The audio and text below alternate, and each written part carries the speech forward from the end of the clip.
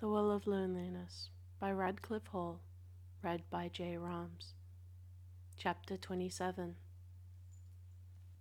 2 days later, Anna Gordon sent for her daughter. Stephen found her sitting quite still in the vast drawing room of hers, which as always smelt faintly of orris root, beeswax and violets. Her thin white hands were folded in her lap, closely folded over a couple of letters. And it seemed to Stephen that all of a sudden she saw in her mother a very old woman. A very old woman with terrible eyes, pitiless, hard and deeply accusing, so that she could but shrink from their gaze, since they were the eyes of her mother. Anna said, "Lock the door, then come stand here." In absolute silence, Stephen obeyed her mother. Thus it was that those two confronted each other. Flesh of flesh, blood of blood, they confronted each other across the wide gulf set between them. Then Anna handed her daughter a letter. "Read this," she said briefly, and Stephen read. "Dear Lady Anna, with deep repugnance I take up my pen, for certain things won't bear thinking about, much less being written. But I feel that I owe you some explanation of my reasoning for having come to the decision that I cannot permit your daughter to enter my house again, or my wife to visit Malton. I enclose a copy of your daughter's letter to my wife, which I feel is sufficiently clear to make it unnecessary for me to write further, except to add that my wife is returning the 2 costly presents given to her by Miss Gordon. I remain yours very truly, Ralph Crosby." Stephen stood as though turned to stone. For a moment not so much as a muscle twitched. Then she handed the letter back to her mother without speaking, and in silence Anna received it. "Stephen, when you know what I have done, forgive me." The childish scroll seemed suddenly on fire. It seemed to scorch Stephen's fingers as she touched it in her pocket. So this was what Angela had done. In a blinding flash the girl saw it all. The miserable weakness, the fear of betrayal, the terror of Ralph and what he would do should he learn of the guilty night with Roger. Oh, but Angela might have spared her this last wound to her loyal and faithful devotion, this last insult to all that was best and most sacred in her love. Angela had feared betrayal at the hands of the creature who loved her. But now her mother was speaking again. "And this, read this and tell me if you wrote it, or if that man is lying." And Stephen must read her own misery jibing at her from those pages in Ralph's stiff and clinical handwriting. She looked up. "Yes, mother, I wrote it." Then Anna began to speak very slowly, as though nothing of what she would say must be lost. And that slow, quiet violence was more dreadful than anger. "All your life I felt very strange towards you," she was saying. "I felt a kind of physical repulsion, a desire not to touch or be touched by you, a terrible thing for a mother to feel. It has often made me deeply unhappy. I've often felt that I was being unjust, unnatural, but now I know that my instincts was right. It is you who are unnatural, not I." "Mother, stop! It's you who are unnatural, not I. And this thing that you are is a sin against creation. Above all, this thing a sin against the Father who bred you. The Father whom you dare to resemble. You dare to look like your father, and your face is a living insult to his memory, Stephen. I shall never be able to look at you now without thinking of the deadly insult of your face and your body to the memory of the Father who bred you. I can only thank God that your father died before he was asked to endure this great shame. As for you, I'd rather see you dead at my feet than standing before me with this thing upon you. This unspeakable outrage that you call love in this letter, which you don't deny having written. In that letter you say things that may only be said between a man and a woman, and coming from you, they are vile and filthy words of corruption against nature, against God who created nature. My gorge rises. You have made me feel physically sick. Mother, you don't know what you're saying. You are my mother. Yes, I am your mother, but for all that, you seem to me like a scourge.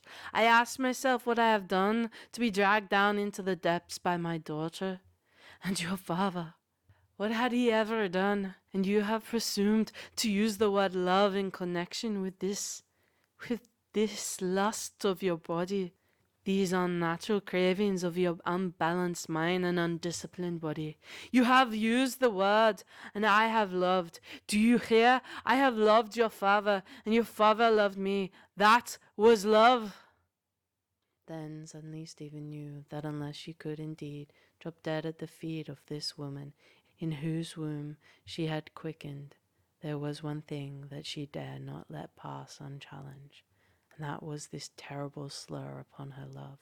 And all that was in her rose to refute it, to protect her love from such unbearable soiling. It was part of herself, and unless she could save it, she could not save herself any more. She must stand and fall by the courage of that love to proclaim its rights to toleration. She held up her hand, commanding silence, commanding that slow, quiet voice to cease speaking, and she said, "As my father loved you, I loved. As a man loves a woman, that was how I loved, protectively, like my father. I wanted to give all I had in me to give. It made me feel terribly strong and gentle. It was good, good, good. I'd have laid down my life 1,000 times over for Angela Crosby. If I could, I would have married her and brought her home. I wanted to bring her home here to Malton. If I have loved her in the way a man loves a woman, it's because I can't feel that I am a woman. All my life I have never felt like a woman, and you know it. You say you've always disliked me, that you've always felt a strong physical repulsion. I don't know what I am. No one's ever told me that I am different, and yet I know that I am different. That is why I suppose you have felt as you have done, and for that I forgive you. Though whatever it is, it was you and my father who made this body. But what I will never forgive is your daring to try to make me ashamed of my love. I'm not ashamed of it. There is no shame in me." And now she was stammering a little wildly. "Good and fine it was," she stammered. "The best part of myself. I gave all, and I asked nothing in return. I just went on hopelessly loving." She broke off. She was shaking from head to foot, and Anna's cold voice fell like icy water on that angry and sorely tormented spirit. "You have spoken, Stephen. I don't think there's much more that needs to be said between us except this. We two cannot live together at Malton. No, not now, because I might grow to hate you. Yes, although you are my child, I might grow to hate you. The same roof mustn't shelter us both any more. One of us must go. Which of us shall it be?" And she looked at Stephen and waited. Malton. They could not both live at Malton. Something seemed to catch hold of the girl's heart and twist it. She stared at her mother aghast for a moment, while Anna stared back. She was waiting for her answer. But quite suddenly Stephen found her manhood, and she said, "I understand. I'll leave Malton." Then Anna made her daughter sit beside her, while she talked of how this thing might be accomplished in a way that would cause the least possible scandal. "For the sake of your father's honorable name, I must ask you to help me, Stephen. It was better, she said, that Stephen should take Puddle with her, if Puddle would consent to go. They might live in London or somewhere abroad on the pretext that Stephen wished to study. From time to time, Stephen would come back to Malton and visit her mother, and during those visits they two would take care to be seen together for appearances' sake, for the sake of her father. She could take from Malton whatever she needed, the horses, and anything else she wished. Certain of the rent roll would be paid over to her should her own income prove insufficient. All things must be done in a way that was seemingly. No undue haste, no suspicion of a breach between mother and daughter. For the sake of your father, I ask this of you.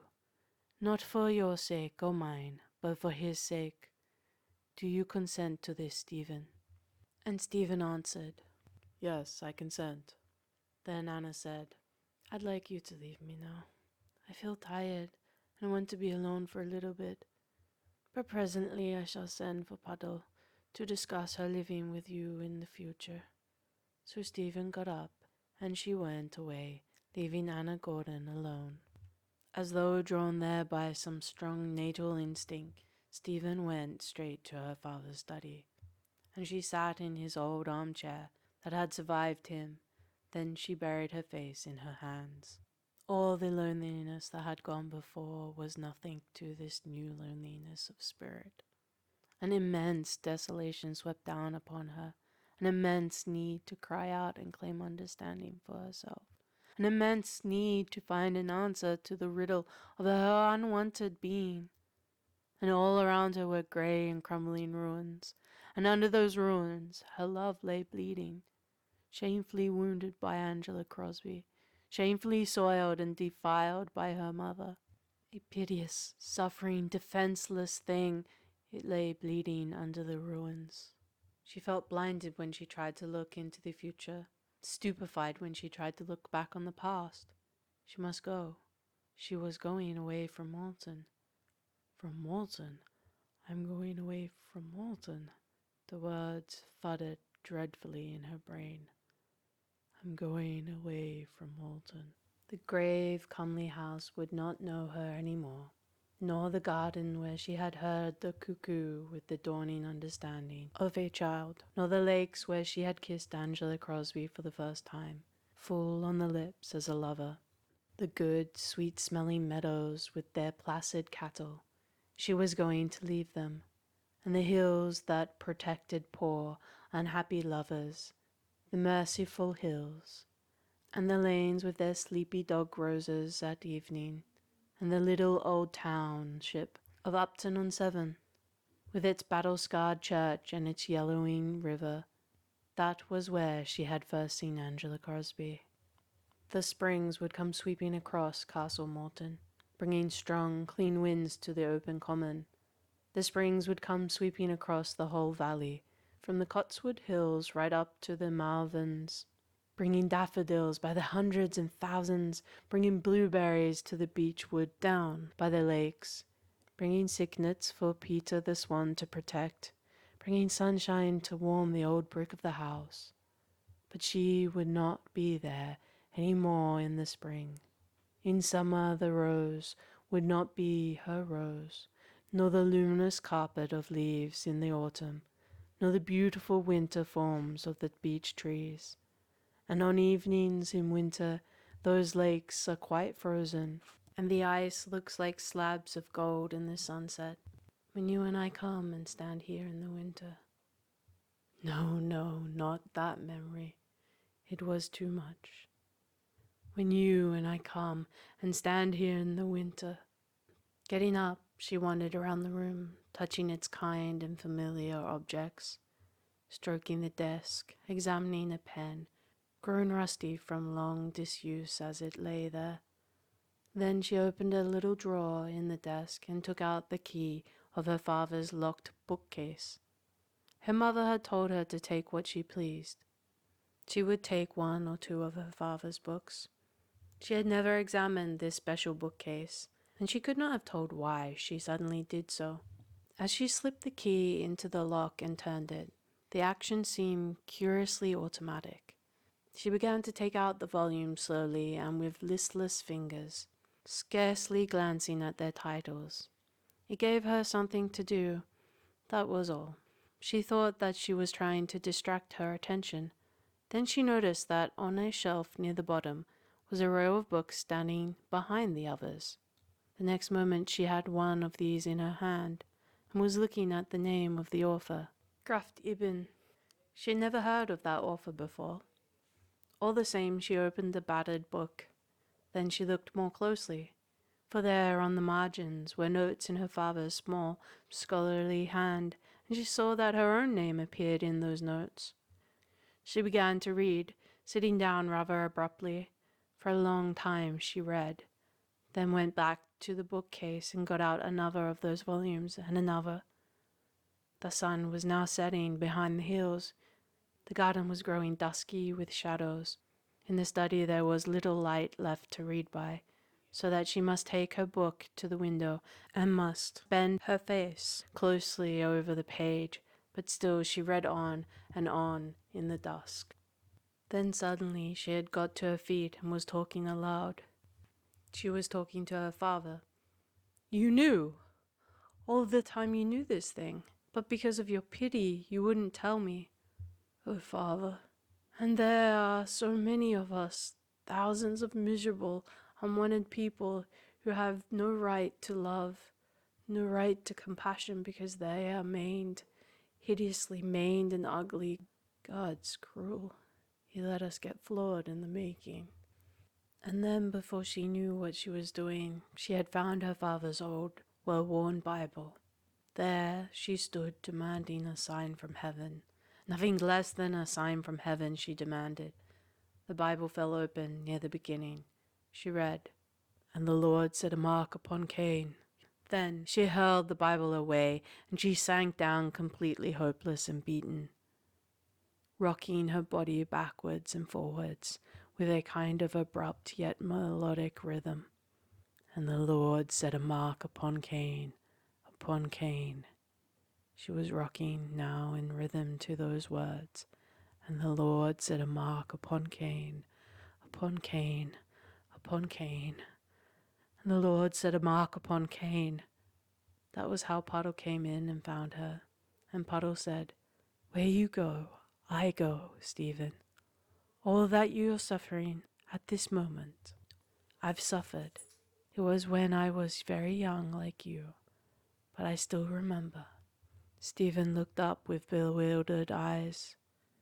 "Would you go with Cain, whom God mocked?" she said slowly, for she had not understood Puddle's meaning, so she asked her once more, "Would you go with Cain?" Puddle put her arm around Stephen's bowed shoulders and said, "You've got work to do. Come and do it. Why, just because you are what you are, you may actually find that you have an advantage. You may write with a curious double insight, write both men and women from a personal knowledge. Nothing's completely misplaced or wasted. I'm sure of that, and we're all part of nature. Someday the world will recognize this, but meanwhile there's plenty of work that's waiting. For the sake of all the others who are like you, but less strong and less gifted perhaps, many of them, it's up to you to have the courage to make good, and I'm here to help you to do it, Stephen."